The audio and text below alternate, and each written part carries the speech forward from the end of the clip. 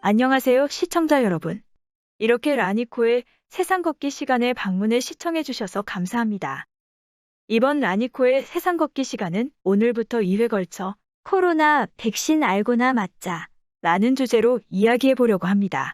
누나 설명은 다른 코로나 백신 설명 유튜브랑 뭐가 달라? 많은 의료인들이 코로나 백신에 대해 설명하고 있지만 실제 백신을 연구 개발해 본 전문가 설명은 많지 않은 것 같아요.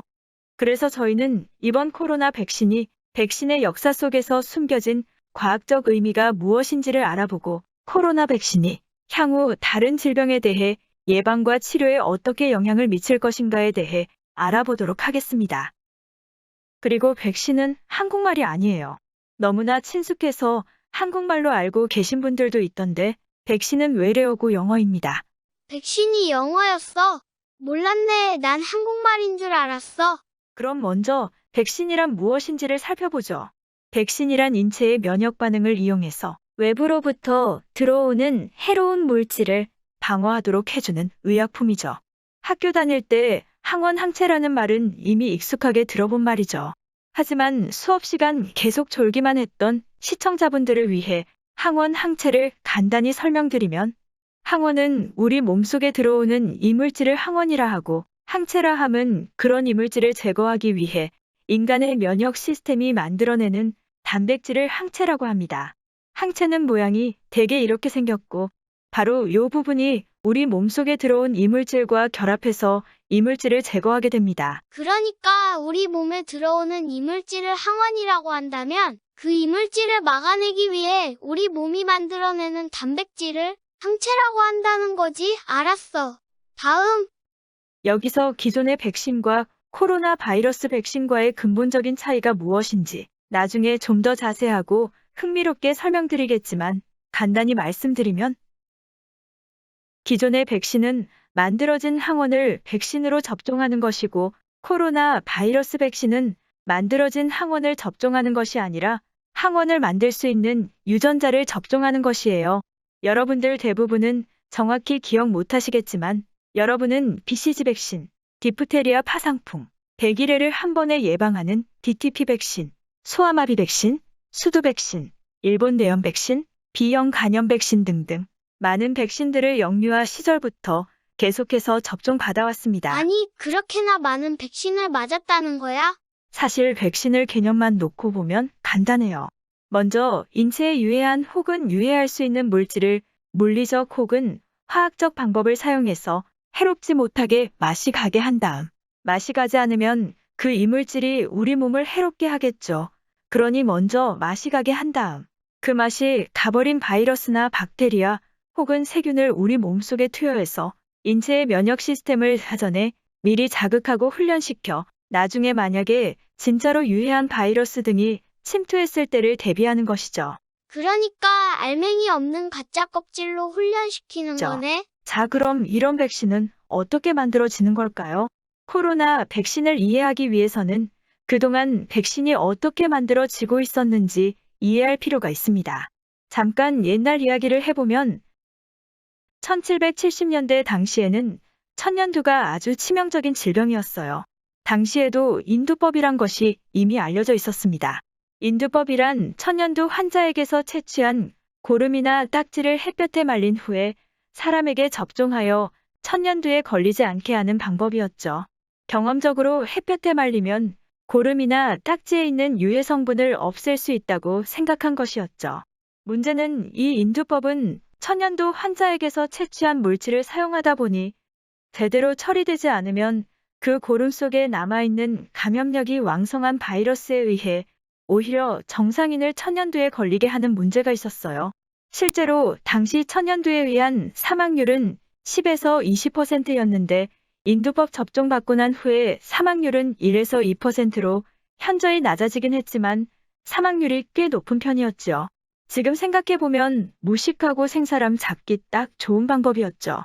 하지만 영국의 에드워드 제너는 소에 젖을 짜는 여성들 중에 우두, 즉 소천연두에 걸렸던 사람은 인간 천연두에 걸리지 않는다는 사실을 발견하고는 인간 천연두 환자 대신 증상이 덜 치명적인 소천연두에 걸린 사람의 고름이나 종기에 딱지를 말려서 접종하였습니다. 나도 학교에서 제너 박사가 천연두 백신을 개발했고, 한국에서는 지석영 선생님이 백신을 소개했다고 배운 적 있어.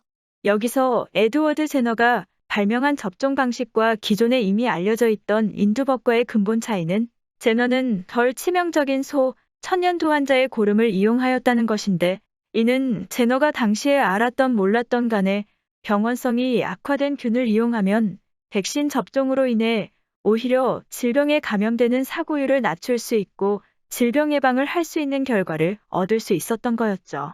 예전에 인두법은 인간 천연두 환자의 고름이나 딱지를 햇볕에 말림으로써 바이러스를 죽인 다음 죽은 바이러스를 백신으로 사용하는 경우였고, 이 경우는 혹시나 바이러스가 제대로 죽지 않으면 사람 몸속에 들어가 오히려 천연두를 일으킬 수 있어 매우 위험한 방법이었죠.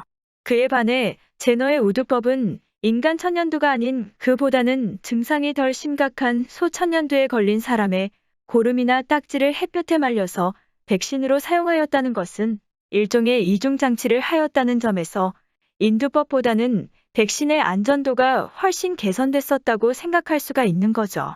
그러니까 사실은 제너 박사님이 백신을 처음 만든 건 아니지만 좀 더 안전한 백신을 개발하여 널리 퍼지도록 한 거네. 두 번째로 개발된 2세대 방식은 질병의 원인이 되는 바이러스나 세균을 인공적으로 잔뜩 배양한 후에 배양된 균을 화학약품이나 열 처리를 하여 병원균의 병원력을 제거한 후에 백신으로 사용하는 것입니다. 이렇게 병원균의 감염력을 약품이나 열 처리하여 없애는 것을 백신 전문가들은 불활화, 영어로는 inactivation, 즉 병원균의 감염력을 불활성화시키거나 병원균을 죽이는 것인데, 이렇게 불활화시킨 병원체를 정제해서 만드는 것이 2세대 백신이고, 예전에는 거의 모두가 이런 불활화 백신이었고 지금도 사용되는 백신입니다. 불활화 백신은 병원균을 인공적으로 배양만 할 수 있으면 백신을 만들기는 아주 쉬워요. 에드워드 제너가 만든 백신과의 차이점은 백신으로 사용할 균을 환자의 환부에서 채취하는 것이 아니라 인공적으로 대량으로 직접 배양한다는 것이고, 둘째로는 햇볕에 말려 백신을 만드는 것이 아니라 물리적이나 화학적 처리를 통해 병원균을 불활화시켜 백신을 만든다는 것이 기본적인 차이인 것이죠. 다만 기본적인 원리는 그때나 이때나 같다고 말씀드릴 수가 있겠네요. 알았어. 이해했으니 같은 얘기 그만해요. 2세대 백신 중에는 앞서 설명드린 것처럼 세균을 죽여 만드는 불활화 백신도 있지만, 병원균은 그대로 살아있는데 병원균의 독성, 즉 질병을 일으키지 못하도록 만든 살아있는 병원균을 이용한 생백신이 있습니다. 이런 백신을 우리는 약독화된 백신이라고 합니다. 영어로는 attenuated 백신이라고 하는데, 제너가 인간 천연두가 아닌 비교적 증상이 덜 심각한 소천연두에 걸린 환자의 고름이나 딱지를 이용한 점은 질병을 일으켜도 비교적 증상이 덜 심각한 병원체를 이용했다는 점에서 마치 약독화된 백신의 경우라고 비교할 수도 있겠지요. 약독화된 백신의 예로는 소아마비 백신, 홍역 백신, 수두 백신 등이 있습니다. 생백신의 장점은 실제 질병은 일으키지는 않지만 마치 질병 감염과 같은 경로를 따라 면역 시스템을 자극하기 때문에 백신의 효과가 상대적으로 장기적입니다. 단점은 병원균이 살아있다 보니 인체에서 살아서 증식하다가 우연히 유전자 변이에 의해 독성을 나타내는 병원균으로 전환되어 병원성을 나타낼 수도 있다는 것이죠. 자, 여기까지 들어서 이해하셨으면 여러분들이 한 가지 중요한 점을 알 수가 있어요. 아하, 백신을 만들려면 병원균을 배양해서 왕창 얻을 수만 있으면 되는구나. 맞아요. 백신을 만들 바이러스나 세균을 대량으로 배양하고 생산할 수 있으면 백신의 절반은 만든 거예요. 그런데 문제가 있습니다.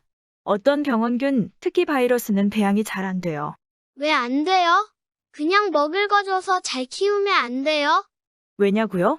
보통 박테리아나 곰팡이 등은 양분만 주면 지들 혼자서 잘 자라요. 예를 들어 플라스크라는 유리병 속에 박테리아를 넣고 물과 양분을 넣어주고 온도를 37도씨에서 흔들어 키워보세요. 하루만 지나면 박테리아가 자라 물이 혼탁해져서 아주 뿌옇게 됩니다. 아주 잘 자라요. 그럼 바이러스는요? 바이러스는 양분을 아무리 많이 줘도 못 자라요. 바이러스는 양분을 스스로 분해해서 바이러스 대사에 자체적으로 사용하고 증식할 수 있는 능력이 없어요. 이게 박테리아와 바이러스의 근본적인 차이예요. 따라서 바이러스는 증식하기 위해서는 숙주세포의 효소나 단백질이 필요해서 반드시 숙주세포 속에서만 배양되고 증식할 수가 있어요. 아, 바이러스가 혼자서는 못 살고 하니까 무생물이라고도 하는 거군요. 근데 바이러스 속에는 유전자 물질이 들어있으니 생물이라고 하는 사람들도 있대요. 또 그럼 아무 세포에서 배양되고 증식되느냐? 그것도 아닙니다. 바이러스는 자신과 맞는 특정 세포에서만 자라요. 예를 들면 간염 바이러스 아시죠? 간염 바이러스는 A형, B형, C형, E형 등등이 잘 알려져 있는데 이놈들은 간세포에서만 자라요. 즉 B형 간염 바이러스는 인간의 간세포에서만 자라요. 그래, 오케이, 알았어. 그럼 먼저 인간 간세포를 실험실이나 공장에서 대량으로 키우고 그리고 나서 간염 바이러스를 대량으로 인공적으로 배양된 간세포에서 키우면 되잖아요 하고 말씀하시겠죠? 맞아요. 그렇게 하면 되지 않나요? 그렇게 되면 간염 바이러스 백신 만드는 건 껌이지.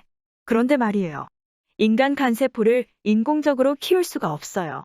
몰랐죠? 왜냐고요? 인간의 정상적인 세포들은 어느 정도 자라다가는 스스로 죽어요. 세포 배양이란 것이 뭔가요? 계속해서 자란다는 거잖아요. 정상적인 세포는 계속해서 배양될 수가 없어요. 단 한 가지 예외. 암세포는 영원히 자라게 할 수 있어요. 예를 들면 간암세포, 영원히 자라게 할 수 있어요. 그러니까 암세포가 죽지 않고 계속해서 자라니까 몸속에서 암세포 덩어리도 생기도 막 퍼지고 하는 거군요. 문제는 만약에 간염 바이러스를 간암세포에서 배양해서 간염 바이러스 백신을 만들면 여러분들 그 백신 맞겠어요? 무섭잖아요. 혹시 백신 속에 간암을 일으킬 수 있는 암물질이 섞여 있을까 걱정이 되는 거죠. 그래서 인간의 정상세포를 배양하기가 어려우니 인간의 정상세포를 숙주로 해서 바이러스 백신 만들기가 어려운 거죠. 이해되세요? 지금까지 내용이 이해됐으면 앞으로 설명드린 내용도 쉽게 이해하실 수가 있을 거예요. 알겠어요. 다는 아니지만 대략은 이해할 것 같아요. 어때요? 나 똑똑하죠? 자, 그럼 우리 이야기를 확대해서 최초의 B형 간염 바이러스 백신을 어떻게 만들었는지 살펴보죠. 제가 뭐라 했어요? 백신을 만들려면 먼저 병원균을 배양할 수 있어야 한다는 거 이제 다 아시죠? 근데 B형 간염 바이러스는 인공적으로 배양이 안 돼요. 왜냐? 다시 한번 말씀드리지만 인간의 정상 간세포를 배양을 할 수가 없고 B형 간염 바이러스가 자랄 숙주세포를 배양할 수 없으니 결과적으로 백신으로 만들 충분한 양의 B형 간염 바이러스를 생산할 수 없는 거죠.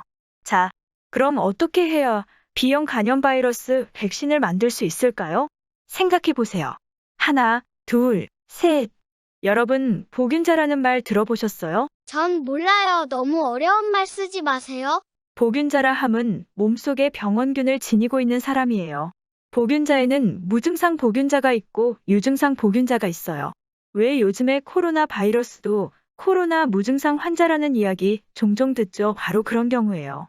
초기의 B형 간염 바이러스 백신은 복균자에게서 혈액을 채취해서 그 혈액 속에 잔뜩 들어있는 B형 간염 바이러스를 추출하고 이를 불활화시켜 바이러스를 죽이고 그 죽은 바이러스를 정제하고 제재화시켜서 만든 것이 미국 머크사가 만든 초기 B형 간염 바이러스 백신이었어요. 효과도 상당히 좋았어요. 그런데 뜻하지 않은 문제가 생겼어요. 뭐냐 하면 당시에 에이즈 공포가 전 세계를 패닉하게 만들기 시작하는 그런 시점이었어요. 그러다 보니 B형 간염 바이러스 백신을 만들기 위해 혈액을 제공받는 간염 바이러스 복균자의 혈액 속에 에이즈 바이러스가 들어있을 수 있다는 루머와 두려움이었죠. 근데 우리 선생님이 그러는데 이제는 치료제가 많이 나와서 어느 정도 치료가 가능하대요. 실제 그런 케이스도 있었어요. 잠깐, 이 말은 에이즈 환자는 에이즈 바이러스 외에도 10명 중에 1명꼴로 B형 간염 바이러스, 그리고 4명 중에 1명꼴로 C형 간염 바이러스를 갖고 있다는 거네요. 그러다 보니 미국에서는 괜히 B형 간염 바이러스 백신 맞고 에이즈 걸리는 것 아니냐 하는 두려움이 커지다 보니 누가 B형 간염 바이러스 백신을 맞으려 하겠어요. 골치가 아프게 된 거죠. 당시로서는 제약회사 입장에서 B형 간염 바이러스 백신은 돈 되는 백신이었거든요. 콜레라 백신, 천연두 백신 이런 건 제약사 입장에서는 별로 돈 되는 백신이 아니거든요. 자, B형 간염 바이러스는 박테리아처럼 양분만 준다고 배양도 안 되고 또 인간 정상 간세포를 숙주로 해서 키울 수도 없어요. 그나마 보균자 혈액에서 바이러스를 추출해서 백신을 만드는 것이 유일한 방법인데 그놈의 에이즈 땜시 혈액 속에서 바이러스를 추출해서 사용할 수도 없게 된 거예요. 답답하게 된 거죠. 그런데 세상 만사 다 방법이 있어요. 때마침 1980년대부터 소위 제네틱 엔지니어링, 즉 유전공학 붐이 폭발적으로 일어나고 있었어요. 제네틱 엔지니어링, 유전공학. 말은 거창하죠. 하여튼 과학자들 자기 기술 홍보하려고 말 만들어내는데 재주 있어요. 또 요즘은 무슨 메타버스가 어쩌고 저쩌고 하죠? 지금 생각해보면 별것도 아닌 기술에 제네틱 엔지니어링, 유전공학이라니 지금은 이런 말 안 써요. 그냥 생명과학이나 기껏해야 BT라고들 하죠. 그런 말 마세요. 우리 아빠도 과학자인데 그런 말 자꾸 하면 나 안 할 거예요. 하여튼 보균자 혈액 속에서 추출된 B형 간염 바이러스. 이렇게 말하면 어떨지 모르겠지만 보균자 몸속에서 자연적으로 배양된 B형 간염 바이러스 대신에 여기가 중요합니다. 잘 들으세요. B형 간염 바이러스의 일부 단백질, 좀 더 정확히 말하면 면역 반응을 유발하여 B형 간염 바이러스 감염을 막아낼 수 있는 바이러스 단백질을 당시에 BT 기술을 이용해서 생산한 다음 그것을 백신으로 만드는 것이었죠. 그러니까 바이러스 전체를 생산하는 것이 아니고 바이러스의 일부 단백질만을 유전공학 방법으로 생산해서 쓴다는 거네요. 바이러스의 일부 단백질만을 쓰니까 바이러스 땜시 병에 걸릴 염려는 없겠네요. 알았어요. 자, 다음. 처음에는 쉽게 생각했어요. 박테리아에 B형 간염 바이러스 단백질을 만들 수 있는 유전자를 넣어주면 되겠지. 박테리아는 증식을 워낙 잘하니 양분만 좀 넣어주면 백신 물질을 떡으로 만들 수 있겠지 했는데 이게 안 되는 거예요. 인터페론은 잘 만들어지거든요. 그래서 알파 인터페론이 잘 만들어지니 백신 물질도 잘 만들어지겠지 했는데 안 만들어지는 거예요. 그래서 결국은 하다 해보니 박테리아가 아닌 이스트라고 우리들 흔히 효모균이라고 하죠. 왜 빵 만들 때 빵 부풀리게 하려고 넣는 이스트라는 거 있잖아요. 바로 그 이스트 효모균에서 백신 물질을 만들어 생산하게 됩니다. 그나마 다행이죠. 박테리아에서 바이러스나 인간 단백질을 생산해보면 정말 거의 안 돼요. 안 만들어지는 경우가 오히려 훨씬 많아요. 만약 1980년대 과학자들이 주장했던 것처럼 단백질들이 유전공학적으로 박테리아에서 그리 쉽게 만들 수 있었다면 당시 신문지면에서 소개했듯이 토끼만한 쥐도 만들고 코끼리만한 토끼도 만들 수 있게 됐다면 아마도 인류는 진즉의 식량 문제를 해결하고도 남았을 거예요. 우리 왕 박사님도 아직 토끼만한 쥐도 그리고 코끼리만한 토끼도 본 적이 없대요. 하지만 어쨌든 그렇게 해서 탄생하게 된 것이 최초의 유전자 조작을 통해 만들어낸 B형 간염 바이러스 백신이고 3세대 백신의 시작이에요. 다음 편에서는 본격적으로 mRNA 백신과 DNA 백신에 대해 설명을 드리겠는데요. 미리 참고로 한 가지 말씀드리면 모더나, 화이자, 아스트라제네카 백신 외에도 러시아에서 개발한 스푸트닉 백신 있고 중국에서 개발한 시노백이란 백신이 있습니다. 스푸트닉 백신의 원리는 아스트라제네카 백신과 똑같지는 않지만 기술적으로 유사합니다. 바이러스 유전자를 아데노바이러스 껍질 단백질이 둘러싸고 있는 형태죠. 또한 중국의 시노백은 코로나 바이러스를 동물 세포에서 배양하고 코로나 바이러스 전체를 물리적 혹은 화학적으로 불활화시켜 만든 전통적인 2세대 방식의 백신입니다. 자, 그럼 구독자 여러분이 이해하기 쉽도록 설명드리려고 했는데 이해가 잘 되셨는지 모르겠어요. 곧 계속해서 후편에서 이제 코로나 백신에 대해 본격적으로 설명을 드릴 테니 다시 찾아와 주시길 부탁드립니다. 다시 뵐 누나가 잘 때까지 설명해줘서 몸 건강하시고 고마워요. 모두들 안녕히 다시 계세요. 한 번 더 들어보면 좀 더 알 것 같기도 해요. 누나도 안녕.